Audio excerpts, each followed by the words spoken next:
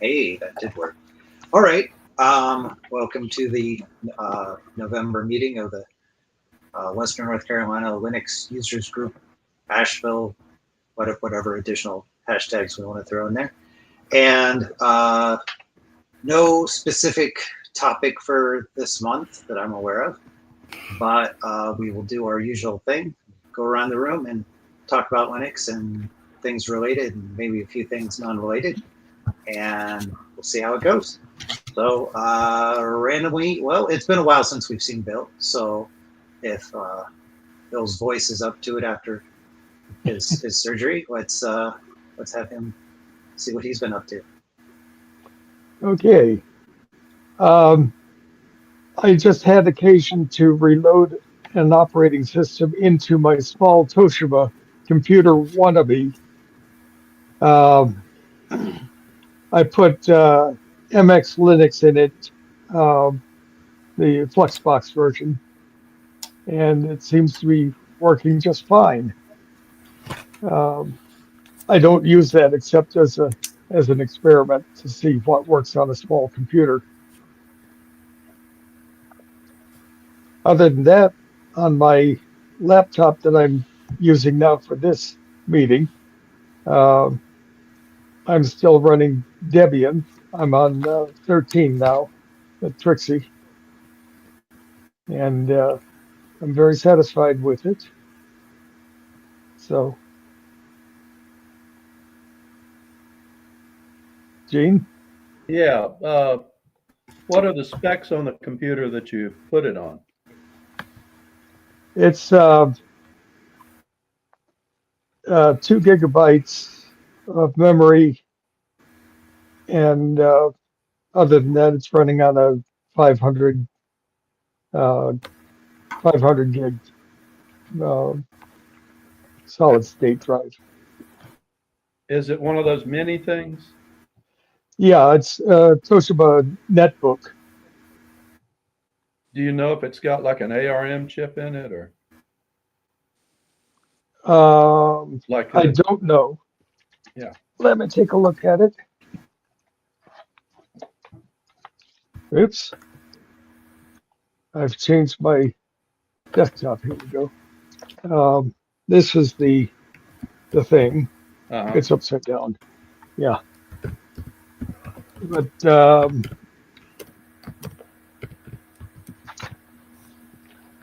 it's got a sticker on the front that says Intel Atom. Yeah. Is that one of those? I don't know I have no idea. what the Atom is. Yeah. I think Atoms are x86 processors, but Okay. they're a lower power. Yeah, this is. Yeah. I can't even tell what I'm looking at here. Well, that answered my question, Bill. Okay.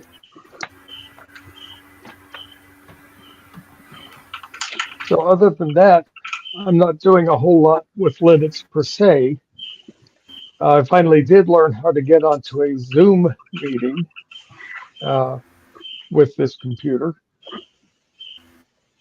And basically, it's not using the Zoom uh, package that comes with the Linux, but I just go to a website and there it is.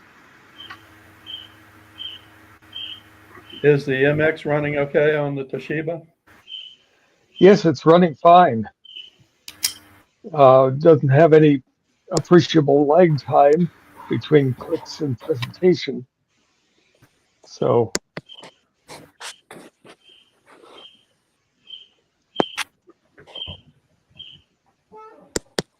that's about all I've got. All right, thanks, Bill. Sure. Rusty.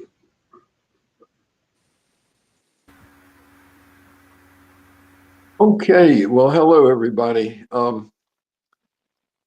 What can I say? I'm procrastinating my way through life with various projects, and the there's really nothing really new on the computer front. I'm just still working on getting my skills up on QGIS because I've got to frame a map that is derived from LiDAR data to be a graphical aid in a write-up, a write-up of history, and so I'm just constantly running into these situations of realizing how blessed we are with the software that we have available, but also realizing that it's not a free lunch. You have to learn the software to really get out. I mean, you become aware of what it can do because you're consuming the output of say, like a well-written article or someone, providing a map that is derived from somewhere, some data set. And I think that's why I posted this past week the example of someone who had gone out of his way to explain the transmission of a Prius by actually going out and learning software to do a graphical demonstration of a schematic transmission with moving parts. And that's just what amazes me, is the way that people can deliver content and publish it, whether it's simple word processing or some visual presentation. Yeah, and I will have to knock on Dan Calloway's door at some point in the future. I mean, I see him as a resource person in so many of these. I mean, every member of this group I see as a resource person based on what they're doing, with a given choice of tools. So that's where I am generally, floundering around in my learning curve on various softwares. And meanwhile, just the overall thing of the internet, just to realize what's there in terms of the changing content on sites. I finally broke down and joined Facebook because I just realized, I mean, I'm a project person that I need another tool, or I look at the tools that I have and I realize, that's got to go on the used market. This has no value to me. And so,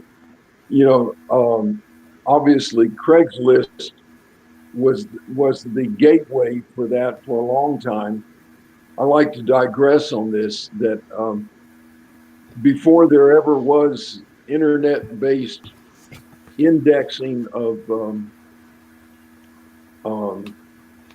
second used goods, there was Iwana. And Iwana never became Iwana because even though it had the potential, Iwana was I really think among all of the used paper publications, Iwana was the best that I've ever seen, including sampling, traveling across country. You stop at a convenience store or something and you get a chance to see the old print version of used goods. And Iwana was so finely categorized by various subject matter, and they kind of moved that into the internet world, but never made it because things like Craigslist come on. Well, then here comes Facebook. And I'll just have to say the tools are really impressive to assist people in connecting. And that's beyond the social tools that I mean, buying and selling is social, but so it requires those tools. And to think of what else is going on behind the scenes, or what else could go on behind the scenes in terms of knowing who you are and what you should buy or shouldn't buy. I mean, it's just, to me, an amazing, it's a positive and a negative, obviously, just like AI and everything else. So that's another commentary of my evolution in the online world. So I see our group as first and foremost, I think, as a social group, and with one of our most didactic members now absent, as I understand the discussion, then to me, if we come up short in terms of formal presentation and didactics, I think the other role is just the thing that would be a face-to-face meeting, which can be online. I guess I'll close with this ongoing thing. I'm really at a loss to know how we should archive our content, or the ways that we should manage it in terms of it being either a closed invitational social group or wide open. Another footnote to add there, I really wonder about how AI is going to progress in terms of sifting through the content of online photography and online spoken word. I asked this question of Gemini not too long ago, and apparently Gemini does have, or Google, or the host of Gemini is building content that is only spoken, and therefore needing transcription and analysis to have any meaning for search and for AI. So I'll close there. I've rambled around on a few topics.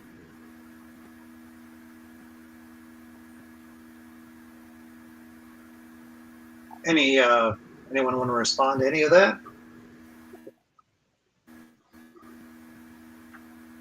Gene?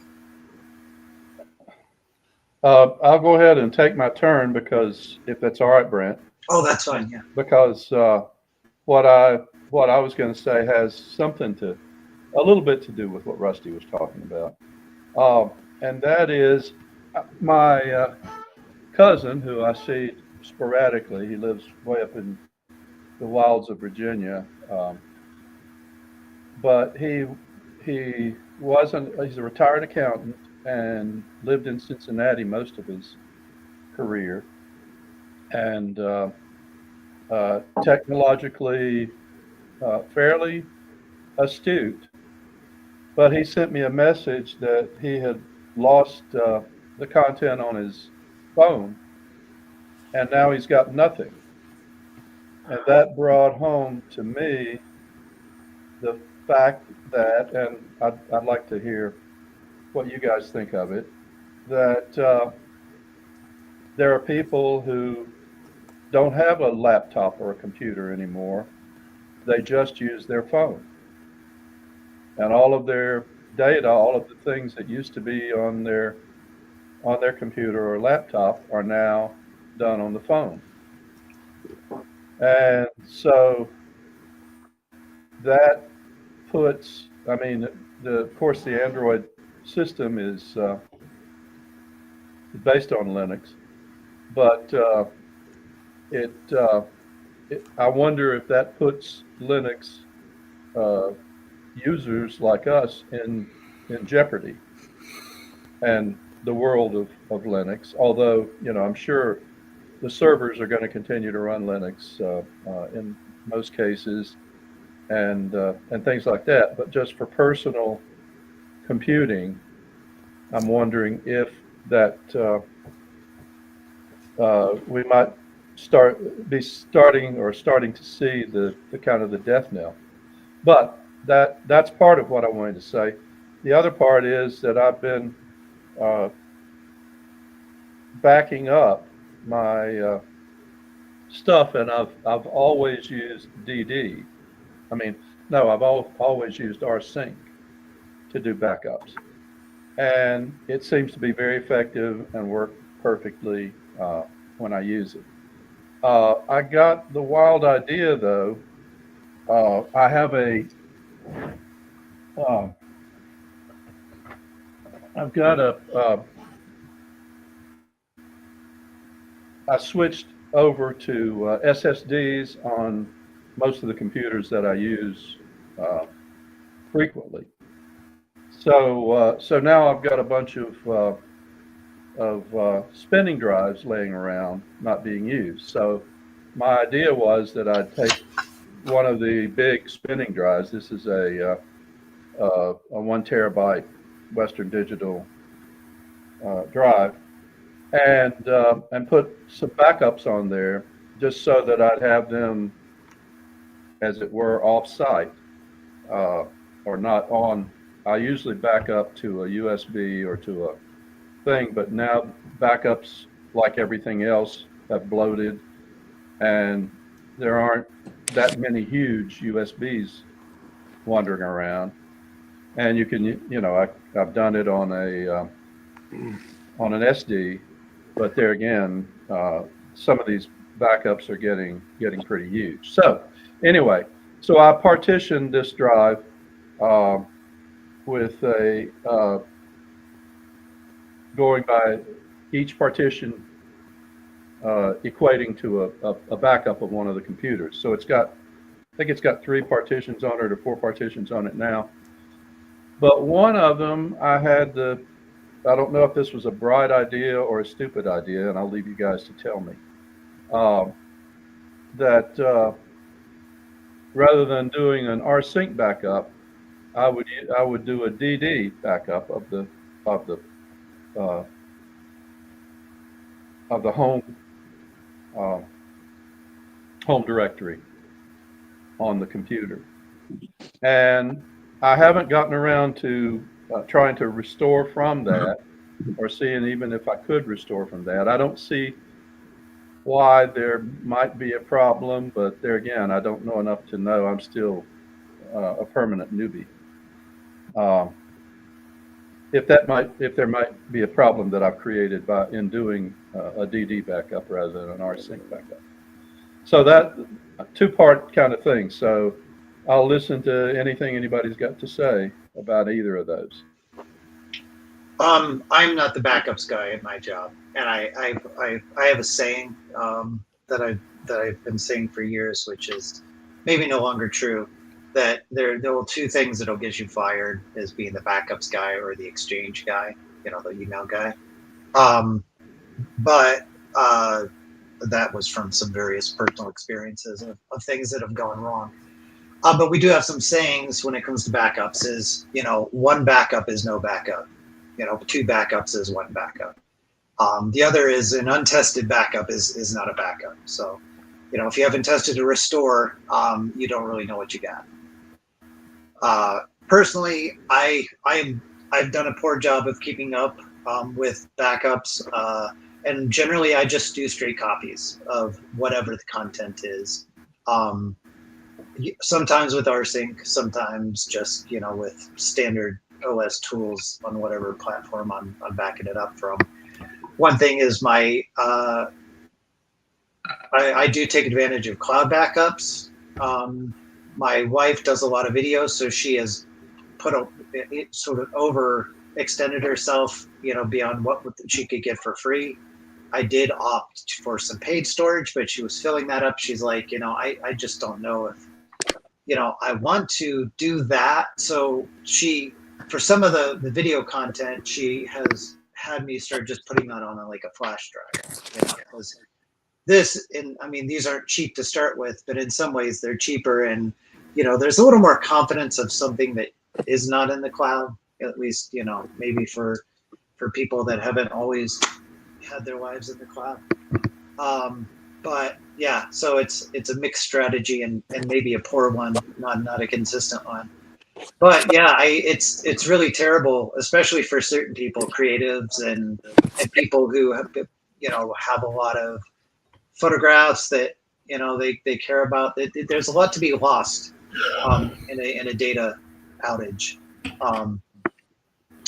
And Well, this cousin of mine uses, he's got an iPhone, and I thought that they automatically backed up to a cloud.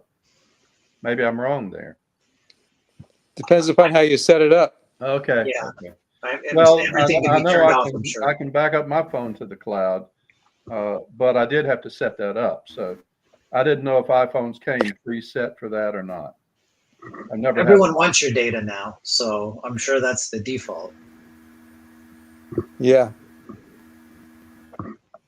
All right. Anything else, Gene, or any other responses to Gene's backup or other situations? I've got a question for Gene that is sort of just passing on my own failure or my own assessment of my flaws, and just to ask if others experience the same thing. Backup for me is always at a time when I'm maximally exposed, meaning I'm in a new project and I'm thinking, gosh, all the work that I've just done, if I were to lose that, it's not the backup of the backup, it's the backup of what I'm doing right now. So I'll be motivated then. But when I'm motivated, it's like fixing your roof in a rainstorm. You need it when you need it, and you're not motivated, when things are sunny. And so I never find time to get what I consider to be an efficient backup, meaning lack of compounded redundancy. And that is, to me, the biggest question is, if I ever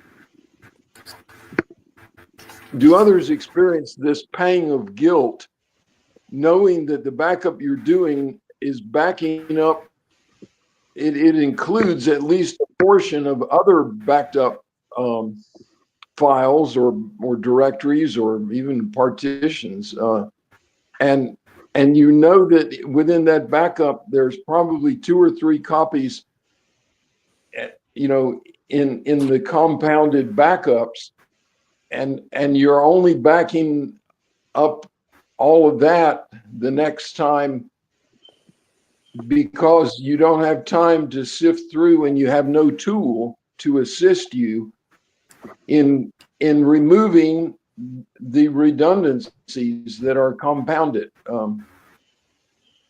Right.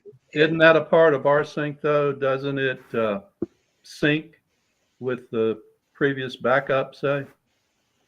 Yeah, but if you have multiple copies in multiple places, it's just going to duplicate those multiple copies. Yeah.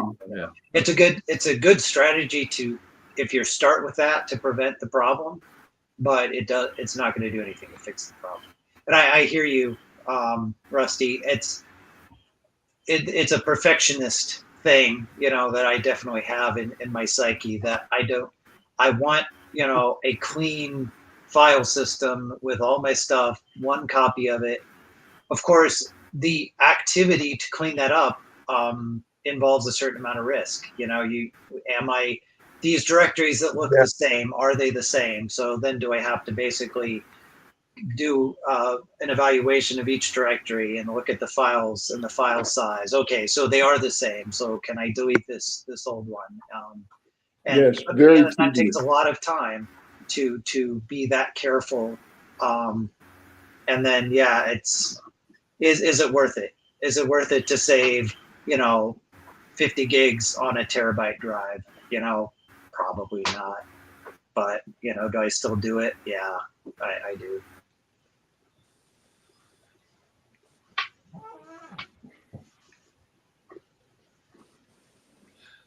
Well, I guess that's it for me then. All right. Thanks, Gene. I have to say, Sam, you look so very cozy. I am. I'm very cozy. Yeah, I'm jealous of your coziness there. It just looks so warm and inviting. So what you got going on? Well, I came back to the U.S. So I'm back in New Jersey at the moment. I was in New Zealand for 3 months, and I'm now a grandpa, so that's good. And I enjoyed living. I enjoyed my 3 months in New Zealand. We were living with my daughter, and she's got a 3-bedroom house, and it's a little small, but it was okay.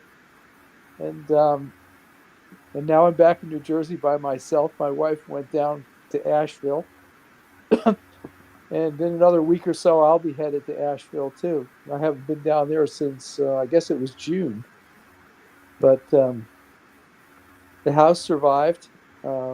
Somebody was talking about Helene, and I think this week I saw a TV show.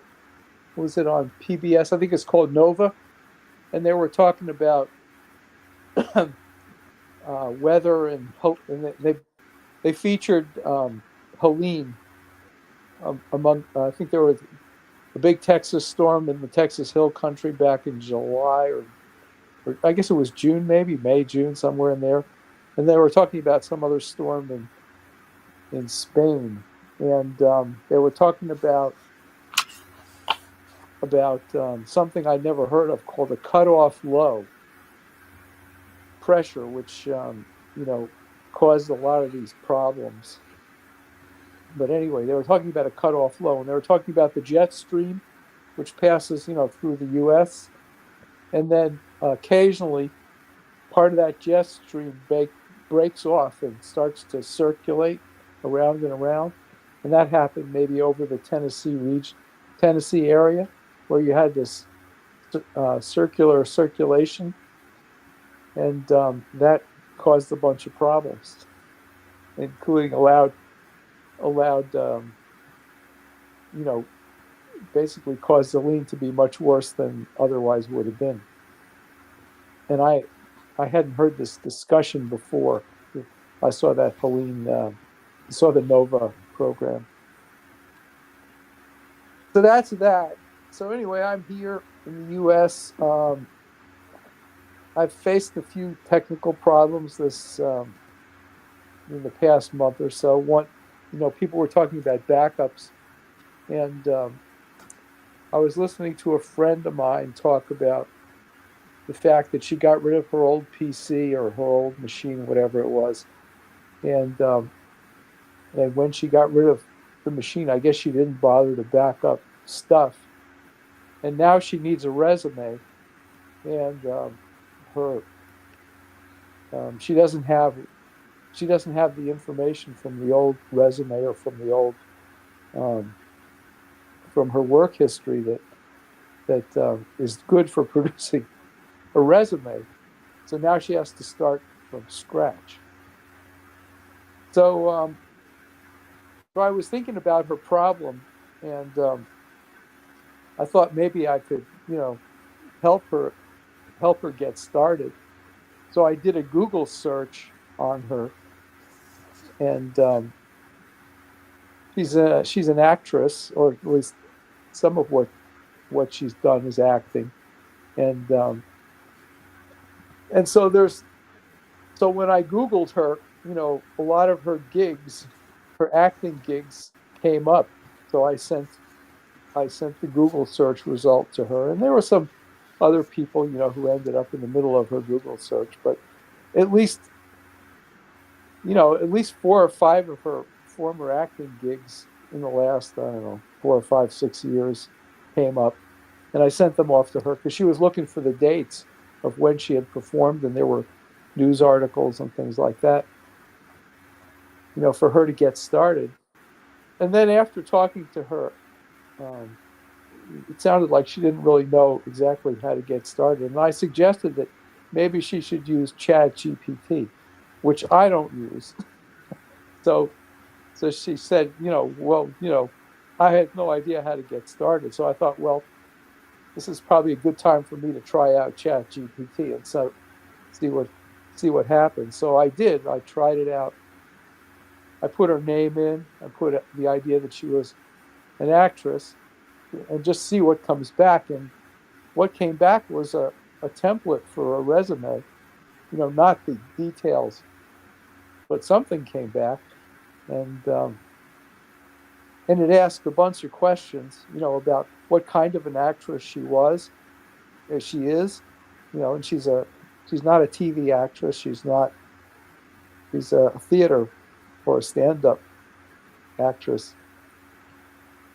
So, from there she can continue on, but ChatGPT didn't do the kind of search that Google did, to find, the acting gigs that she had.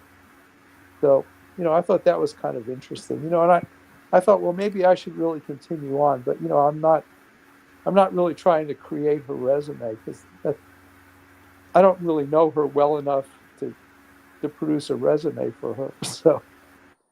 So I sent it all off to her, and she was very thankful, because she had no idea how to do a lot of this stuff. She's an actress. She's not technical. Did you have a question, Alan? Yes. How recent was she able to access her resume? How recent? I mean, how many years back was it when she last used? What I was thinking of is that perhaps she emailed a PDF copy of her resume. And if so, maybe you could go into her email client and search the history, what was sent. I don't know how far back Gmail and the other mailbox providers, how far back they store sent messages. But in my case, it goes pretty far back. And it's maybe just worth a try to go in there and do a search. And you can search on keywords or like resume or PDF or her name and just see what comes up. Yeah, I might suggest that to her. Yeah, so that was that. And then the other thing that I was involved in, after I came back from New Zealand, there was a piece of dance music that I wanted to use back here in New Jersey. And so I was trying to get a copy of the music, and I found the music, on a YouTube video, and I wanted to use it. And I tried to download it, but I'm not it wasn't so easy to do. But I know that I had a friend who knew how to do it. So, so I tried to use a utility to do it, and I tried to download something to help me do it, and that simply downloaded some spam, a virus or something or other that was really bad. So then I couldn't use the machine at all, and I couldn't run the. I figured it was just an opportunity to download a virus on my machine. So then I was really stuck for a while, and then eventually, so then the virus wanted to sell me some new virus software, which caused more problems. And then I kind of gave up on that. And then I went to another my iPad, and I Googled the problem that I had, and sure enough, the solution, somebody had a YouTube video with the solution to figure out how to go into the browser and get rid of the thing that was going round and round in the browser and wasn't able to let me do anything. So I followed the instructions and I got rid of the thing, which was pretty nice. And then I began to realize that my Windows PC, was running Windows 10, and maybe I should, think about upgrading either to Windows 11, or maybe replacing it with Linux. So I don't know. I don't use the Windows machine all that much. The only thing I do is I do taxes on it, and I run this music player. And I think I could run the music player on Linux. The tax program does not run on Linux, but I don't really need that tax software so much. So I don't know. Something to think about whether I would go to Windows 11. And I read somebody had produced something warning about upgrading to Windows 11 that basically, you're just getting yourself in trouble running Windows 11. So I don't know. So maybe it's time to actually install a Linux version. And they were talking about this thing called the TPU. I don't know whether you guys are familiar with TPU. I guess maybe you are. Nope. Are you like trusted platform? Yeah, the trusted platform chip. Yeah. So if you don't have the right things, Windows 11 won't want to run on your machine. If it's older and doesn't have the trusted platform stuff, that can be circumvented. I have done so for reasons, usually because I'm running it in virtual hardware. Mm-hmm. So you're not out of options. You're certainly, not getting the full benefit of what the trusted platform stuff provides, which you probably don't care about. I think my machine probably has a TPU on it. And then usually the flip side of that is sometimes there are some things you're going to need to disable and BIOS to install Linux, because it doesn't necessarily have the same trust stuff that Windows may have. Although that isn't always the case. I know some larger distributions do work within those ecosystems. I'm not an expert on that because I don't do a lot of. I don't do a lot of personal Linux installs. I'll install something and I'm good for years. The other thing that I wanted to mention is that I mostly spend my time on my iPad and my iPhone, and I tend to rely on the cloud to keep track of the iCloud to keep track of all the pictures and data, and so when you go out and you buy a new phone, you don't really have a lot of work to do because it's all on the cloud. So once you put your information in, a little bit of information in, it all syncs up. And my iPhone and iPad, sync with each other, so everything is accessible, and I don't really spend a lot of time. I don't have to back up the phone or the iPad because it's all done for me, and I kind of like that as long as it works. So that's it for me. Could I ask a question? It's just to ask for more airtime on what Sam brought up. This question of whether to keep alive a Windows 11 for the thing that Sam has described, which I have the same problem, I believe, Pat, on this in our group is also what is it, TurboTax user. So I'm getting deja vu all over again. That this question came up, it seems, in an earlier Linux monthly meeting. There is supposed to be, the deja vu I'm having is that there's supposed to be some trimmed down version of Windows 11 that is that comes recommended, but I've since forgotten all the details surrounding that. Can anyone add?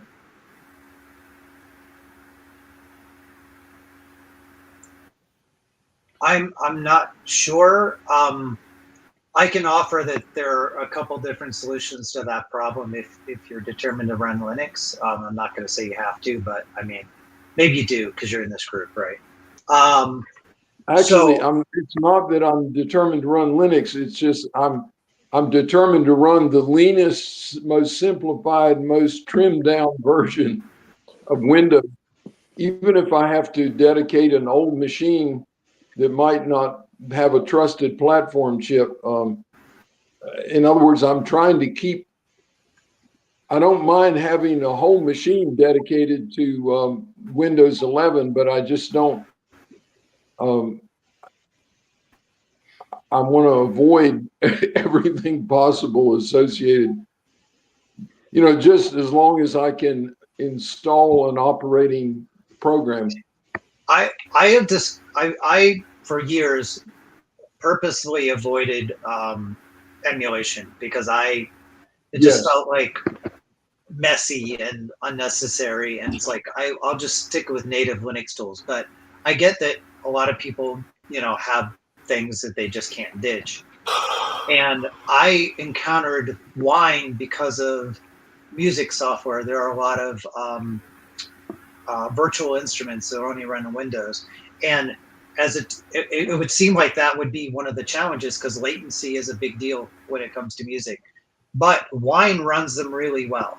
And something like tax software, it just feels like Wine would just knock that out of the park because there's just not a lot of hardware challenges. It's just Windows binaries, doing, math and, text, and it's stuff that you would think that wouldn't present any specific challenges. So I would probably first see, hey, does it run under Wine? And then if no, personally, what I would do, just because I have a lot of comfort in doing so, would be to run either VirtualBox or some sort of more native virtualization and run a Windows 11 virtual server.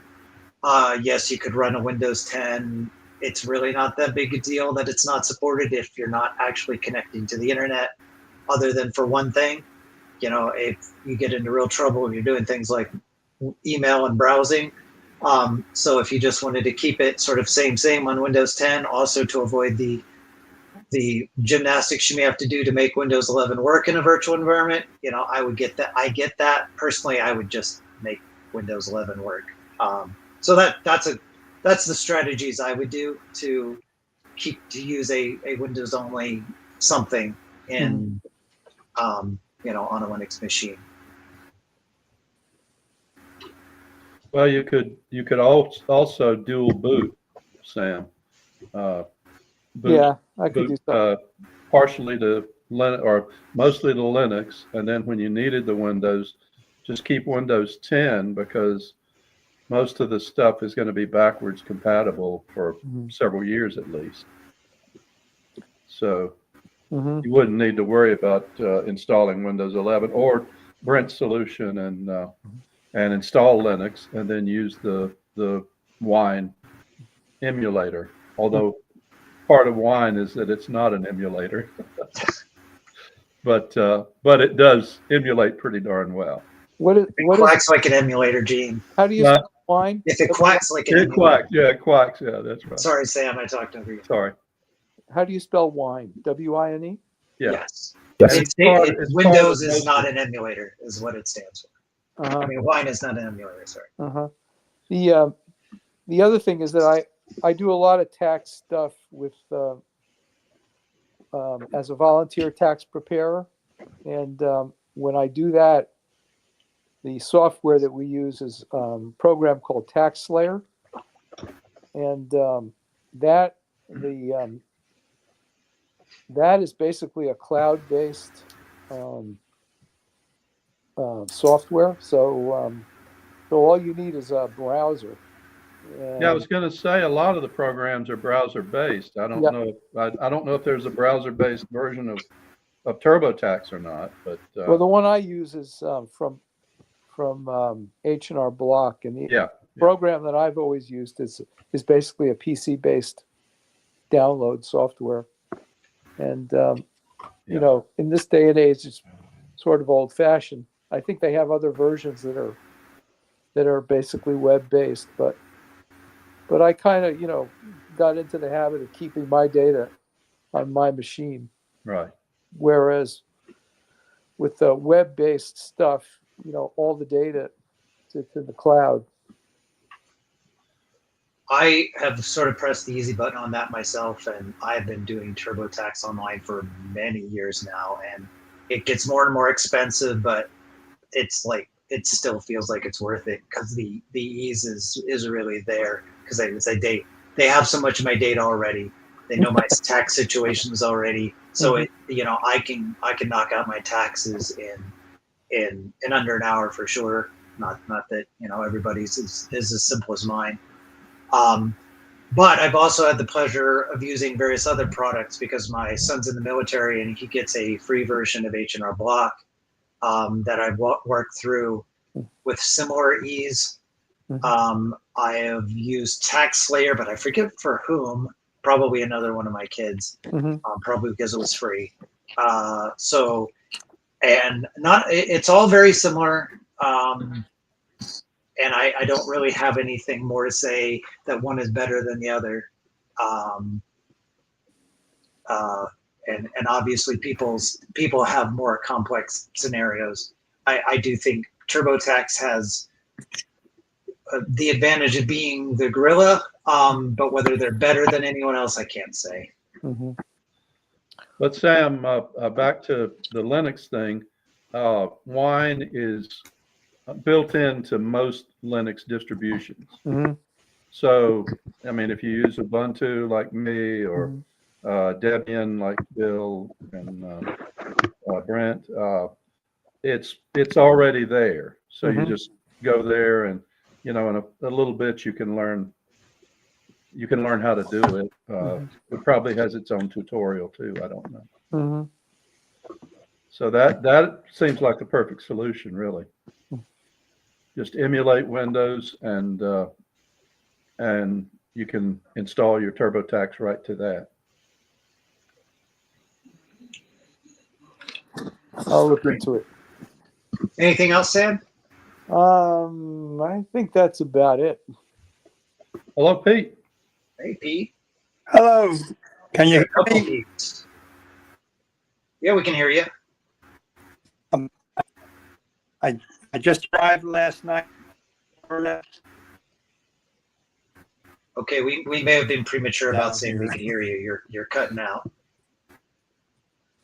Okay, I'm using my phone because I haven't got my laptop up running. All right. Hopefully you'll clear up before we call on you. Larry, how's things going with you?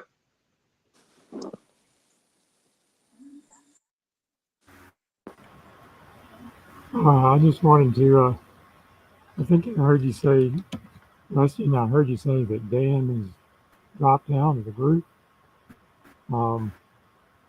He was the one that really created the Google group and YouTube channel and website. Do you know if he's continuing with all that? No, he has handed off responsibility for the channel stuff to me and to whomever else wants to take responsibility for it. Like I said, I was able to sort out the live streaming. I'll try to keep the videos groomed, at least minimally. Again, if anyone else feels, again, I want to state over and over again, I don't feel like I have any true leadership role of this group.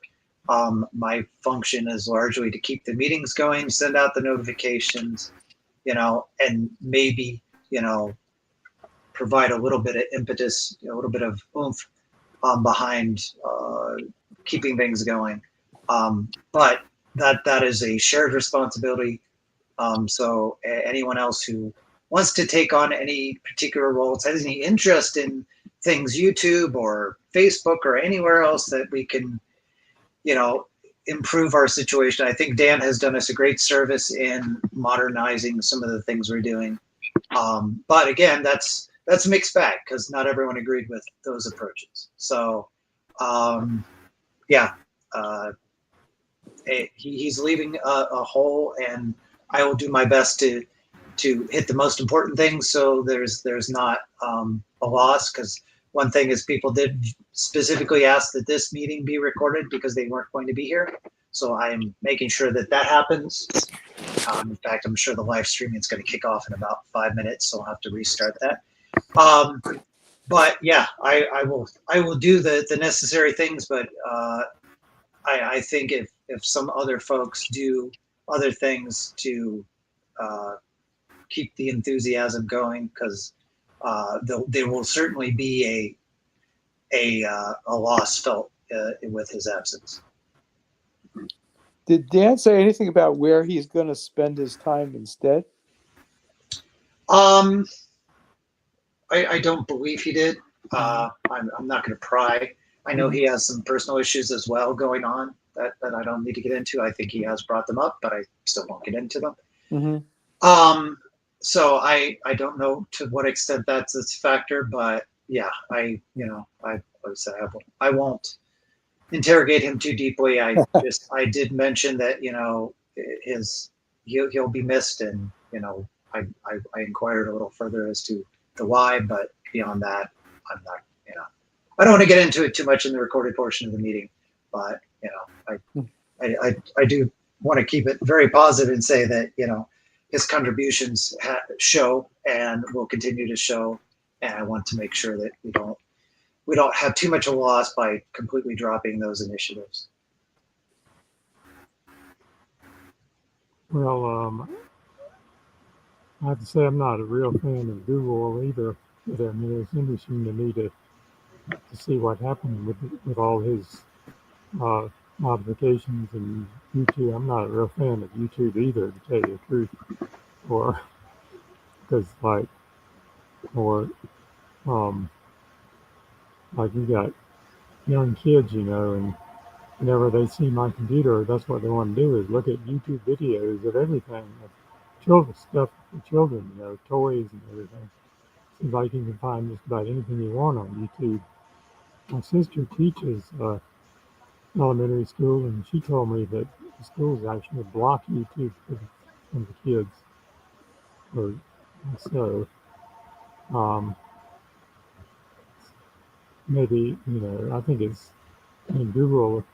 I used to like to try to blame every problem all the time on Microsoft, and they took over my Hotmail too, and now it seems like it's troublesome to try to deal with any kind of problem with that with Microsoft, and Google's gotten to be so big, and YouTube, and maybe I'm going to have to start blaming everything on AI now because one of the children is in the 5th grade, and she was writing a paper about an animal that I'd never heard of, oxalata or something like that. And so she looks it up on Google, and it says right at the top, this is what AI says. This is the AI portion of it. So here she is in the 5th grade writing a paper from using AI.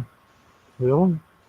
This is kind of a different world. I mean, I guess we have to all adjust, and maybe AI is going to be the thing, but it's kind of going wild and crazy with children, it seems to me.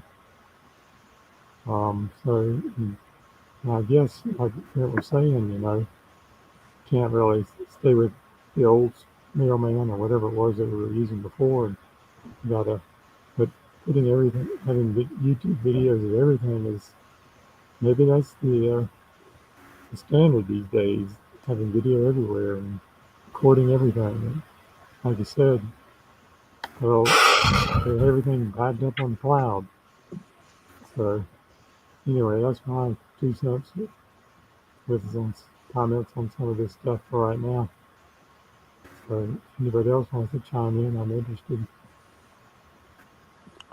Well, I would say that that every time I go to the doctor and the doctor tells me that they think maybe I have XYZ, I end up on YouTube watching a YouTube video on the issue, and some of the doctors who post videos about various conditions, are pretty good at explaining, what's going on and what if there's controversy about this way, go this way or that way, they're really good at it.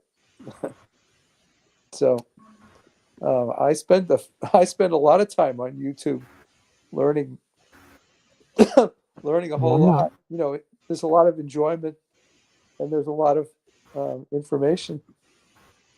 Yeah, it's just a reflection of the whole internet, I guess. I mean, you have to know what you can believe, because you can probably find a YouTube video saying anything you want to hear. Yeah, I mean, you can. So just like the internet, you can find anything you want. You want children looking at all this stuff. How can they tell what's worth it, or what's valid, and what is somebody's trying to take advantage of you, and all this stuff? It seems inappropriate. That's why I guess the schools block it for children, for one reason. But they let them get on the internet, and this fifth grader is using AI to write a paper.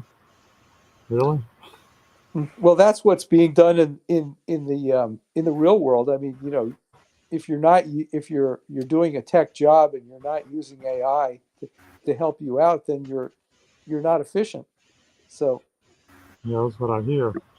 But, yeah. I mean, one of my comments these days to people is, they say, well, I don't know how to do this. I say, you don't have to know how to do it, know anything anymore. You can just be artificially intelligent.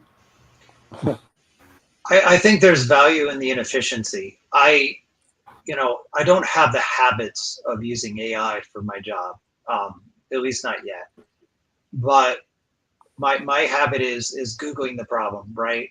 And when you research anything, the waste is instructive. The waste is information that enters your brain, which sometimes it's not what you're going after, but it's relevant, or maybe it's not relevant today, but it's like the next time you encounter a problem, it's like, oh, when I was looking that up, I stumbled across that.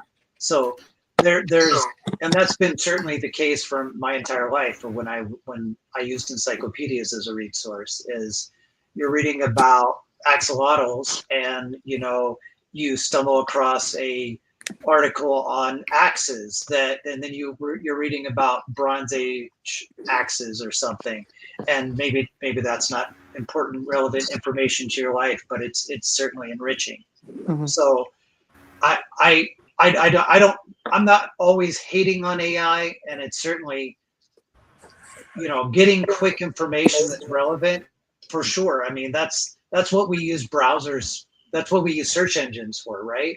And if the search engines get better at that because of AI, yeah, sure, why not? But yeah,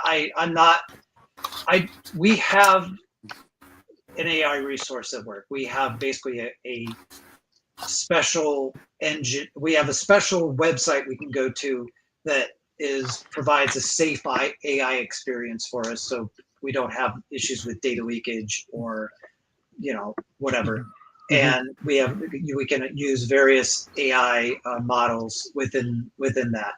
I don't find myself going there very often. I have used it. It is useful, but again, until I create those habits to use it, it won't be that useful to me. But I can still do my job. I'm still pretty good at my job without AI. And there may be some cases where, there may be some things I do where, and probably the most useful thing, and I don't do a ton of this personally, is I can look up how to create a script to do X, Y, or Z. And I can Google that. if I ask AI to do that, it will give me a useful answer faster. Do I straight up use the code it gives me? No, but it does get me to the code I'm going to use a lot faster. So I do have to say that is something I have done once or twice, and it certainly has been a time saver in creating little bits of code. Would I trust AI to write an entire program to do something important? No, but to get components of that for sure.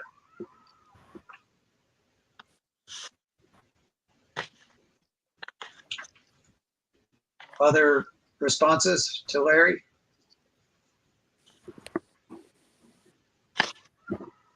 The only other thing I can say is I spent a fair amount of time watching CNBC this week, and the amount of time they spent talking about not just AI, but AI, the AI ecosystem, the companies involved in AI, maybe because of the GTC conference in Washington, but it was incredible, and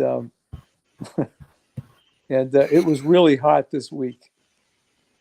AI is a tool. It's not a product, right? Yeah. It's not what we make, it's how we make it. So the amount of supposed market value in this tool for sure is inflated. We are absolutely in an AI bubble, but like every other bubble, it's like, yeah, who's to say there could be significant growth before it pops? But it will ultimately settle down to the enthusiasm behind the tool will settle down, and the usefulness of the tool will be figured out, and it will right size at some point. So and of course, like every bubble popping, there will be collateral damage. Yeah. I had occasion to use AI one time. I've been reading about people that submit a paragraph and get a picture back, and I thought I would do the same thing. I made a picture. Basically, I asked it to draw an 8-foot tall Sasquatch dressed in a yellow t-shirt, bib overalls, and sandals, walking down the streets of Asheville, and that's what I got. Perfect. So I had a coffee cup made. They must have scrubbed my pictures file. That was me a few years ago. I know artists have, understandably have a big problem with generative AI. And that makes sense. But I also no, Bill, I doubt you were going to pay an artist to do the same thing, right? I don't think you are going to put, significant amount of money. Maybe if someone would do it for $5, right? But you're going to give somebody a living wage to create that. And it's funny, and it's worthwhile that you have a mug with that thing that you want on it. So I'm torn. It's like, did this actually cause a problem for artists by this use, or does its existence actually encourage more art for paid artists to do? It's a hard question, and one of my children, my son, has a real issue with generative AI. It leaves a bad taste in his mouth. And again, I understand the reasoning, but also it's so very complex because most of the things I see people do with AI are not, taking food out of people's mouths. Right.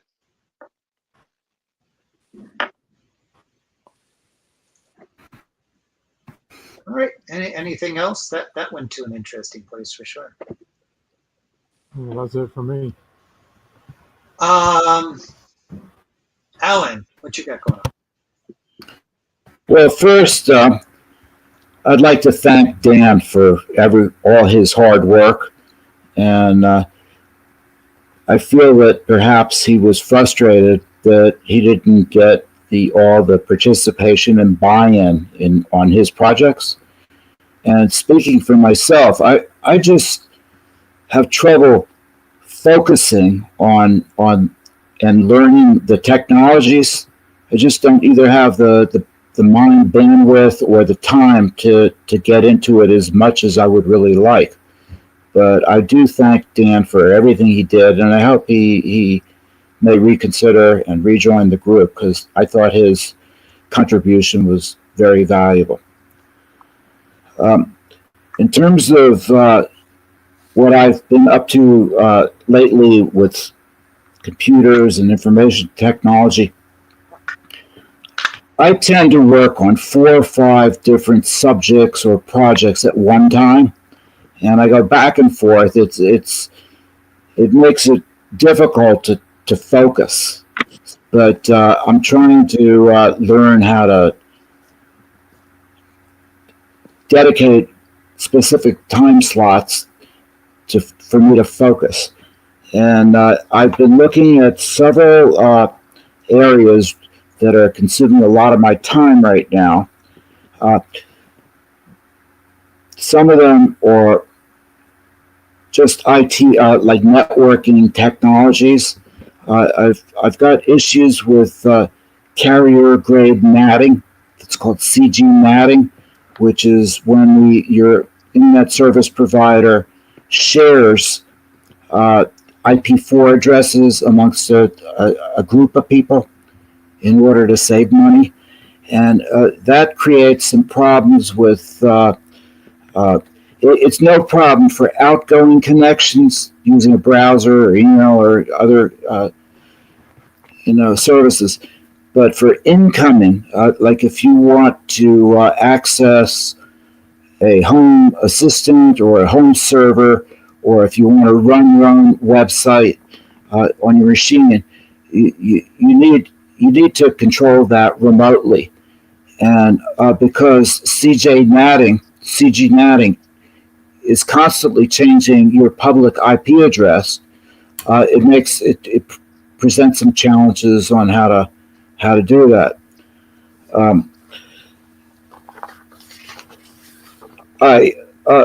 I'm also, another area that I've been interested in, spending a lot of time on, is data privacy on the internet. And it's my concern of the increasing accumulation of personal data, across the whole spectrum. And that concerns me a great deal, because I see the potential for abuse, both now and more so in the future. So I've been looking at various ways to protect my communications and my data using encryption. And I am interested in getting others' experiences on using encrypted email and other encryption technologies to kind of prevent access of my personal data for purposes that I don't like. Kind of related to that same field is I've been reading books and watching films about cyber currencies like Bitcoin and Ethereum and the other cryptocurrencies, just to discover how this technology works and how to use it. And so I'd be interested, again, in if any members of our group have experiences that they want to share. I would love, in perhaps some future session, we could discuss cryptocurrencies.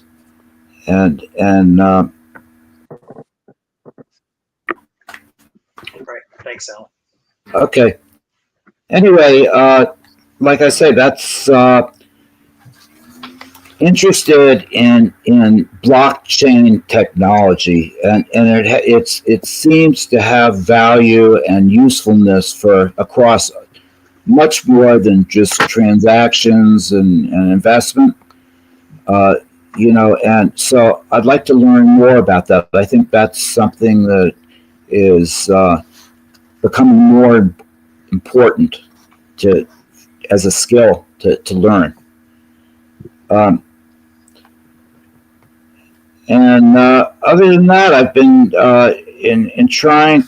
I've got these IP web cameras, and in order to access them remotely, I have to use port forwarding, and which has generally worked pretty well. It has some potential security repercussions, but I've been exploring other ways to avoid port forwarding using services like Cloudflare and using something called Tailscale, which again is if anybody has experience using Tailscale, I'd love to learn more about that. And regarding the artificial intelligence, I find it fascinating, and I do use ChatGPT and Gemini and Perplexity and other AIs, and the results I get are just astounding to me. I've asked ChatGPT to generate solutions for various problems, and I mean it kicks back, like a 20-page tutorial with specific steps on how to accomplish the objectives that I've asked it for. So basically, that's it for me. I watched a film on Netflix, and they just removed it, but the same film is still available on YouTube, and it's called The Rise and Rise of Bitcoin, and the film was made in 2014. So it's kind of dated, but it shows the early history of Bitcoin and blockchain technology, and I thought it was very informative. And so that's about it for me. Any quick responses to Alan? What was your name? The film, it was on Netflix, but they just removed it. They recycled their films. The name of the film is The Rise and Rise of Bitcoin. And if you do a YouTube search, you'll find full versions on YouTube. And there's several other films about Bitcoin, and it's just whether you have a use for it or not. It's in the news on a daily basis of people that are using cryptocurrencies for both good and potentially bad purposes, and I remain very wary, based on the history of cryptocurrencies, of the dangers in terms of data thefts and other horror stories on people losing all their cryptocurrency. But I'm just amazed at the number of multimillionaires and even billionaires that came about through early adoption of Bitcoin when people bought Bitcoin for less than $1. And so if somebody bought $200, $300, or $500 of Bitcoin back in 2014, those people are worth tons of money now, and it's just amazing. So I'm always have my eye out for developing new technologies to try to be an early investor in the next big thing. I'm kicking myself that I never bought NVIDIA. I mean, that's another investment opportunity. It just went to the moon, And here I am, interested in computers and spend so much time, but I completely lost it and did not, have the confidence to hop in at an early stage. And so I made more money than I ever imagined on NVIDIA. good for you. No, it was that NVIDIA hit on multiple cylinders, both in terms of Bitcoin and cryptocurrency mining. That's NVIDIA video processors is one of the main tools for cryptocurrency, and then AI. So it's just amazing what NVIDIA has done as a company and is continuing to do in the future. Well, I think I bought NVIDIA back in 2017 or 18, and at least the first time I bought it, and then I sold it, and then I bought it, and then I bought a little bit back, and currently I've invested, I think it was $1,500, and currently it's worth about 25,000. Wow. Yeah. And the reason I bought it was because I had retired, and I thought back about my career, and I thought back to the beginning of my career, and I thought about this graphics project that I had been associated with, and I thought very little of graphics when I first started working for Bell Labs back in 79, 80. But I thought, well, it's nice, but who cares about it? There were no color computer monitors in those days, and I thought, well, graphics, so who cares about that? But but I had no idea what was coming in the future, and then and there were all these people talking about graphics cards, and we built custom custom computers that AT&T even tried to sell at one point, but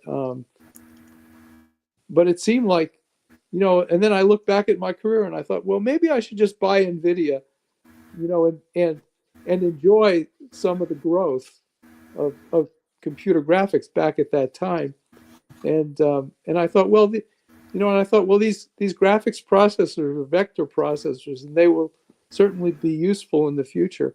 But I had no idea about how the blockchain would evolve, and AI and all this other stuff, But it's been an amazing ride.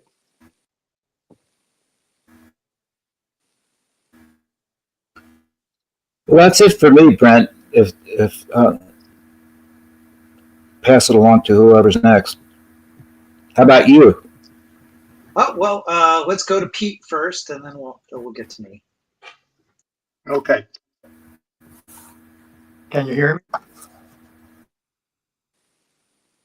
Yes, we can.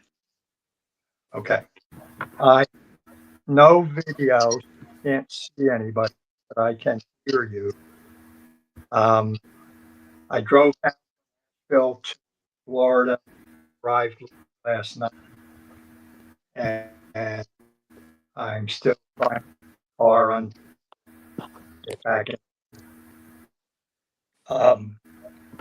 Not new computer lines for I'm gonna miss my fiber to the home up the mountain.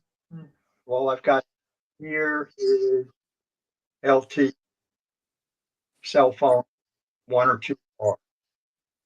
I don't. That's gonna, but do the best. I'm trying T-Mobile hotspot. They have at the local library here for 2 weeks loan, but waiting to get one forever. I'm looking buying. They're $50 a. I think you pay $55. But they have any available. Pete, you're cutting in and out at such a rate that we're just, at least my brain isn't quite piecing together the bits. Okay. I'll pass to the next. Sorry, guys. All right. Yeah, sorry about that. So, I don't know that we got enough of that, but any response, something about connectivity and mobile and so forth. Maybe Pete is on a hotspot or some temporary connectivity that is just not up to speed, and he seems to be aware of it, but I could not understand what it is that he's using for connection. But it doesn't sound like it's a cable or even it's not even his old Skyrunner connection. I don't know what it is, but it's not fast enough. That's pretty much what I gleaned from that as well, Rusty. So thanks for the confirmation. As for me, hold on, I gotta make my phone shut up. Okay. As for me, I did a little bit of Linux work at work, which was, and I think I talked about this before, I'm trying to not be the only Linux guy. That's a role that I've had for years and years. We have a team that is what we call systems, or server and storage systems is I think their official name. And it's their job to handle servers, the virtual environment, and the OS builds and some basic core functionality of the servers. So theoretically it's their job, and they are certainly willing and able to take on these responsibilities. So I'm trying to hand it off in a way that is mutually beneficial. And one thing I have done is I'm trying to guide them to make some smart choices about supportability and distributions. One thing I'm trying to get them to not do is just accept whatever vendors say to do. I am suggesting that they, as much as possible, standardize on a distribution, and specifically an image, just like they do with Windows, that they have a something to start with that is consistent, with as much as possible. And I get that won't always be possible, but there was some back and forth, and at least initially it was decided that we would build an Oracle Linux image. There are some very specific reasons that we went with Oracle Linux, mostly the support of our patching infrastructure, and Ubuntu, just so we're not without something within that ecosystem, the Debian Ubuntu, which I think is wise that we have an image in each camp. So if something absolutely won't support anything RPM, and something won't support something Deb, that we have an option in each place. So that's something that's ongoing. And I definitely, I think they absolutely will take that on. They're even getting some training in Linux, which is not something that I've ever had. But I think that really shows that they're eager to take it on. So it's not something that is just, in an environment, you really can't have one person who knows something and no one else really to back them up. Another thing that happened, funny thing that happened at work, not so funny, is one of the various things I'm involved with, and hasn't always made sense because I used to be more networking focused, is I've always been the PKI guy. I've always run the certificate infrastructure. that's just one of those things where I've always been the PKI guy. I used to always be the monitoring guy. There's just certain job responsibilities I've inherited in most places I've worked. And I'm still the PKI guy because it does at least certain parts of that responsibility. And again, that's something where I'm trying to shed responsibility, share responsibility in that respect. But one of the things that's very much part of my core responsibility is the care and feeding of our certificate authority. And we opted to renew our CA certificate because it is most of the way through its lifetime.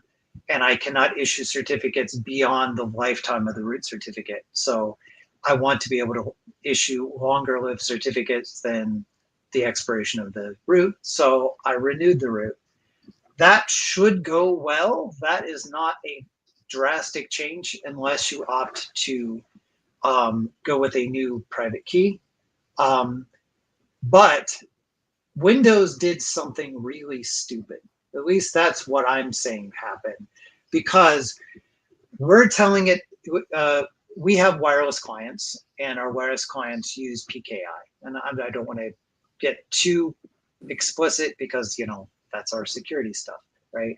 But basically it trusts a certain CA, and that hasn't changed, but it thinks it changed. So what I want to express to you as the problem is that the way it broke isn't something that we could be readily fixed by switching something on a server, because these clients lost their connectivity. And the only way to fix it was a piece of client configuration. So we kind of painted ourselves in a corner because now we need to change the client configurations on clients that we can't reach, which we still have probably at least 100 broken clients out there. And it's an ongoing mess to fix, which, I feel terrible that I caused this mess, but also I still have been racking my brain on how, without just knowing that this would have happened, which I could not have known, that there was really no available testing methodology, no way to avoid the issue. So I feel terrible, but also, I don't know what I could have done differently. And I do blame Microsoft and there's always new reasons to be angry at Microsoft. They do some things so very well. They really do. They're not nearly the mess they used to be in some respects, but the behavior that I'm seeing here, and when the smoke clears on this, I do plan to submit a ticket to Microsoft and say, what exactly did happen here? Because it's fuzzy. The behavior doesn't make sense, but I'd like to know, is this intended behavior that's dumb, or is it dumb behavior because of a bug? Because not that I need to know, because we can avoid it in the future, but I want to know because curiosity. So that was something that consumed a majority of my week, but things are on the mend, and it's always encouraging to see my coworkers jump in and assist with issues like that. We have good teamwork, and it is good that I work for a place that doesn't witch hunt, because yes, it was my fault. No, it wasn't, but yes, it was. I did it. I broke it. I own it.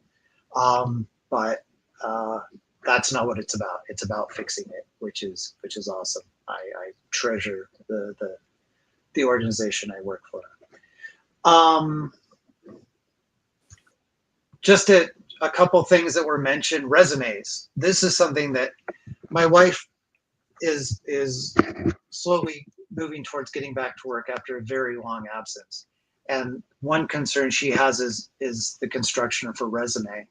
And if I were to, after having worked for the same place for over 16 years, if I were to, at my age, pursue a new job, one thing I would not do is put dates on my resume, because they don't need to know that. It's not particularly relevant. And for someone of my age in IT, it just allows them to subconsciously or otherwise be concerned with my age, which legally they can't do, but absolutely is something that happens in IT. It's not a benefit, especially in IT, to be an older person seeking employment. And I would say for anyone constructing resume, it's like no one is going to question you about dates. If I were creating a resume and had lost the information, I would make guesses, but I would not allow it to get in the way of the construction of an attractive resume, because it's just ultimately not important. The content of what is really what matters. The whens are largely irrelevant. And YouTube was mentioned. I feel that I had the benefit of raising children at a very good time to avoid the majority of the problems of the internet. It's the worst of the internet. The real slop that's out there and the real nastiness that's out there. My kids were already old enough to have some discernment before things took a more problematic turn. Now, I think my youngest, I got a bit lucky that, he didn't fall down some rabbit holes that he absolutely could have, being a person of his age, because he definitely encountered the internet at an age where it was more problematic. But it wasn't anything I did, but it was just a matter of luck that, they got in there early enough for it to not be quite what it is now. So I get that there's so much out there, and so much is good, so much is bad. I am an avid consumer of YouTube for interests, and I use it for essentially podcasts, although I do some podcasts elsewhere as well.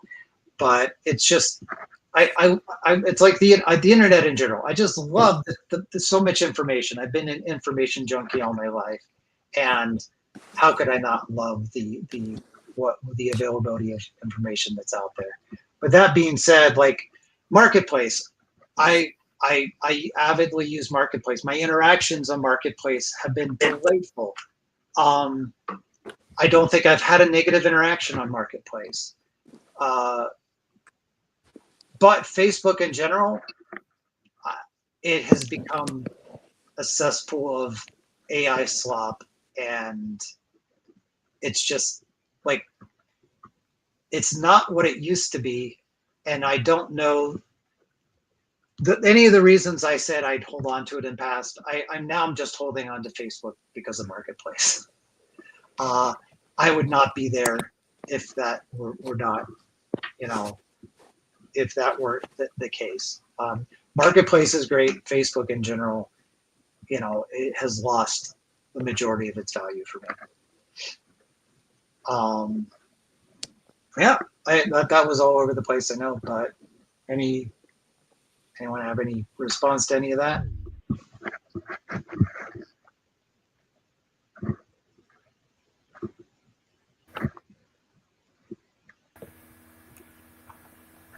Your PKI certificates. I know on my website, Let's Encrypt generates the security keys, and but in terms of clients, like my own computer, that using a browser. I know that generates keys for SSL. Are what you talking about proprietary for applications that need keys? I mean, why can't your user base, the 100 people that have needed to generate new keys, can't they do that through their browser, or through their operating system?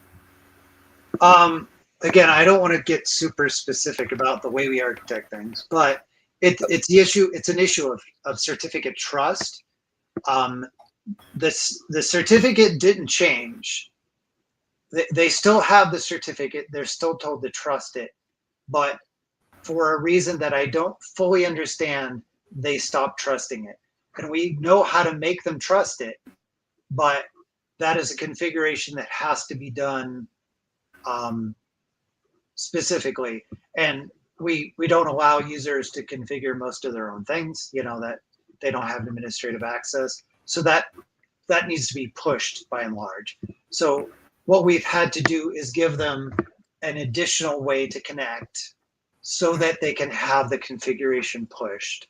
And then once that is done, they can connect back in the normal way. So that's the only way to really resolve such an issue, is to, sidestep that, get them connected so that the configuration that works can get there. Could I pose a question on this trust issue? It seems to me that there's no difference between a password for authentication and a certificate being honored by a physical node somewhere on the internet, where somewhere there's a database that says, yep, this person is known, or this entity is known, you must check in here. And to me, if a trust goes sour prematurely when you think it should still be good, or if there is I didn't understand exactly what you were implying about one level of certificate depending on another during its lifetime, but it all comes down to me. It seems to me that centers where data is aggregated for security reasons, or where the security layer is managed at a certain aggregation point, it just seems to me that I encounter all of these episodes, at least in the password world. I encounter these episodes where I put in my password and I know good and well it's the correct password. I have notes that tell me, and I've logged on using that password more than once. And then one day the password doesn't work. And I'm convinced that it's a total blanket force feeding of having everyone to have to renew their password, but they're not being told that. They're being told, we don't find, your password didn't connect. They won't fess up. I mean, I just seem to run on this into this. I mean, I don't know if I'm just hallucinating my own personal experience and I'm fumbling around at the keyboard and unable to put in the password. But my take on it is that periodically there's a forced renewal that is being pushed to every visitor by forcing them to update their password. And it just seems to me that the same phenomenon probably takes place with certificates. And I just pose that as, how does that fit into what you've witnessed? Well, there's certainly a certain element of transparency to certificates, because the nice thing about certificates is each party has their own thing, and no one else needs to have them because it's public-private key encryption. So everyone, you can post your public key to a billboard. That's fine. You can email it to the entire internet. It can be out there. And I mean, that maybe in our world, our more personal experience with that would be with something like PGP or GPG. It's a similar situation. But with PKI, there's a hierarchy. And then there's public and private PKIs. I was specifically talking about a private one, but something else that is very much on top of my mind are public PKI issues, because right now, if you want a certificate for your website, you can get a certificate that is good for a year from a public PKI provider, and browsers will be fine with that. Several years from now, you will only be able to get a certificate that is good for, don't quote me on this because I forget the exact number, but something like 46 days.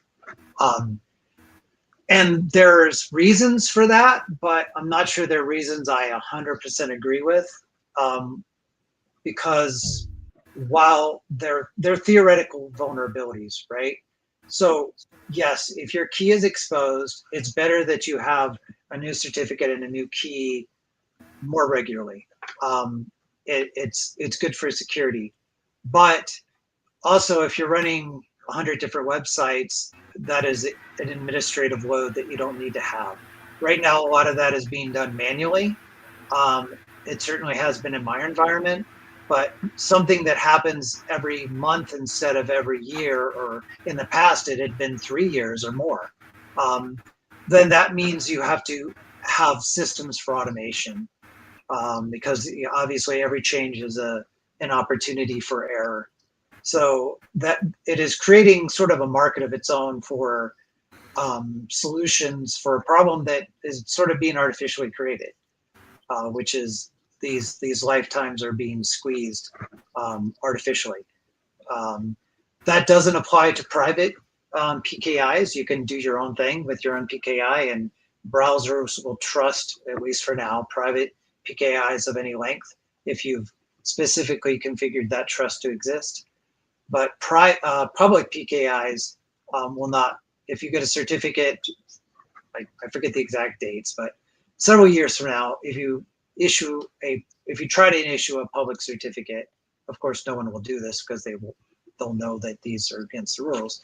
But if you issue a certificate that's good for a year, your browsers are going to throw up similar warnings as if the certificate is invalid for other reasons like expiration or untrusted hierarchies or whatever.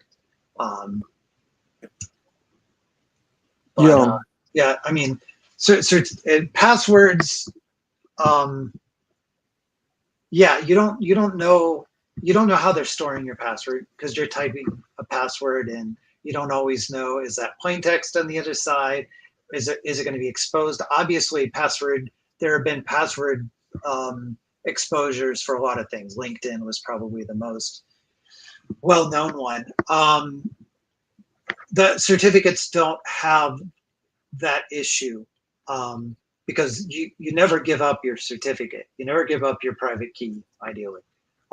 You're just proving you have it because of the math involved, which is, I've never delved into the cryptography. I've never understood the cryptography. I'm not so in love with math that I probably ever will. But I love that it exists. I love that there is this notion of public-private key cryptography where as long as you secure your own key and don't expose it, the use of that key for its intended purpose doesn't increase your exposure. And that's really the biggest advantage of that type of authentication. So you're saying that literally the number of times that you use that key to authenticate or to identify yourself is sort of infinite compared to an ordinary password, which has attrition at a much greater rate. But somehow, somewhere, there seems to be this prevailing opinion that the window has to be shortened or will be shortened for the key-based validation, and that implies that there's some sort of weakness where there has to be mass reissuing of all of these keys all the time. I mean, it's analogous to an apartment building where the locks have to be changed over and over and over and at a faster and faster rate because for some reason, because of some implied or believed risk. It's Right. beyond me. Well, Rusty, I've been having trouble with one of my passwords too. Like you said, I've been using the same password for 10 or 15 or I don't know, 20 years. Now all of a sudden it says the password can't be used. And, it says you've tried too many times, you failed too many times with this password. And how many, after 10 or 15 years, I know the password and I don't mess up the password. I think some of it has to do with, at least with Microsoft these days. This is using Outlook, and it's a Hotmail account, and Microsoft took over, and they're trying to force you to use at least two-factor authentication. So my password doesn't work, and so then the next option is you use another method, and they'll send an email message with a code to my other email account, which I don't give out to people. I use it, I have my primary email account is the one I'm having trouble with. That's the one that I give to close friends and relatives, and I communicate with everybody on that primary email account. Because I sometimes just forward everything to a different account too, with a different company. And the problem is that I would tell it to send the code to this email address, and then the code doesn't come. I'm receiving email on that other account, and the authentication code is not coming from Microsoft. And I'm sitting there for, I don't have hours and hours to sit there and wait for this email to come from them. And like before 6 o'clock yesterday, I had to leave. And so just, 5 minutes before I leave, I got to the screen where I could enter the password again, typed it in, and it accepted it after failing many times earlier, And so then I got into the account without the email message with the code in it. And when I checked my email again later on when I had time, all these messages came from Microsoft with the code in it. But I couldn't get it fast enough, in the amount of time I had to do it.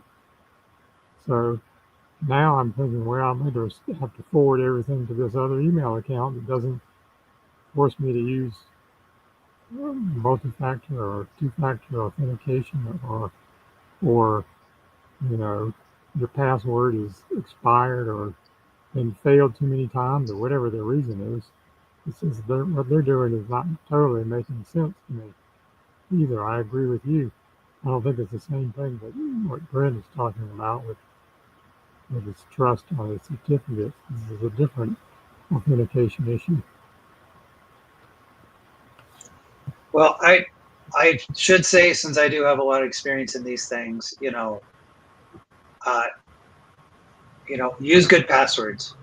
Never reuse passwords. Not at all. Because if you've reused your passwords somewhere, one of those accounts has been compromised. You may have been forced to change your password since, but then that password is if it's used for things you do, especially it's related to the same login information like an email, people will be out there using it to compromise your other accounts. That absolutely is a thing that happens. So never, ever reuse passwords. A password manager is always a good idea because if you're not using the same password, someone's got to remember them. And things like most password managers will do things like tell you, oh, you're reusing this password, which is good to know. So a password manager is, I said, almost necessary in this day and age. And use MFA whenever possible, because it's just not that inconvenient. I was involved in getting MFAs sorted in our system And yeah, it really, anything that has ever been a problem, it has had to sidestep MFA to become the problem. It's got to use, it's only been able to exploit things where MFA weren't involved. And then, just know, okay, how do we get MFA on that thing?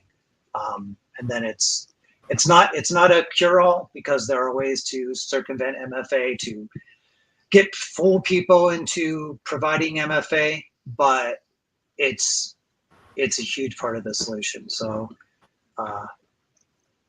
use good passwords, don't reuse passwords, use MFA, and that gets you most of the way there. And I don't know about your problem with people changing passwords on you. I can certainly imagine that's something that could have been done, especially if they've had a breach that they don't want to tell you about. If that is happening, if you suspect that that's what's happening, I would maybe suggest that is not a place you want to do business with in the future.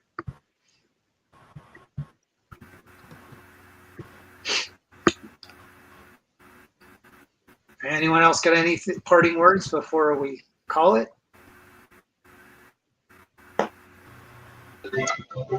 Only goodbye. All right. Yeah, we've basically hit right at time. I don't think it ever's worked out so perfectly. So I'm just trying to BS until we hit we're there. We can call it now. We're at the hour. So thanks for y'all for coming, and I'll see you next month. Thank you. Okay, so long. Bye-bye. Bye.